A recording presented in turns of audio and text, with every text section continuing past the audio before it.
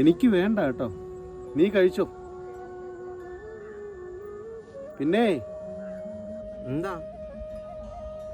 ഞാൻ പോകുക കേട്ടോ. എങ്ങോട്ടാ? വീട്ടിലോട്ടോ? വീട്ടിലോട്ടല്ല, ഞാൻ പണിക്ക് പോവുക.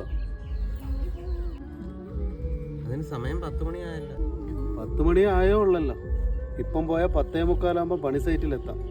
സലീം മേശിയുടെ അടുത്ത് പറയാം മോന് വയ്യാതെ ഹോസ്പിറ്റലിൽ കൊണ്ടുപോയെന്ന്. എന്ന് പറഞ്ഞാൽ പണി തരും. ഇതെന്തോടെ അയാൾ ഇങ്ങനെയൊക്കെ പറയുന്നത്? നമ്മൾ നമ്മുടെ വീട്ടുകാരെ വഞ്ചിക്കുമല്ലോടാ. അവരുടെ വിചാരം നമ്മൾ ജോലിക്ക് പോകുക എന്നാ.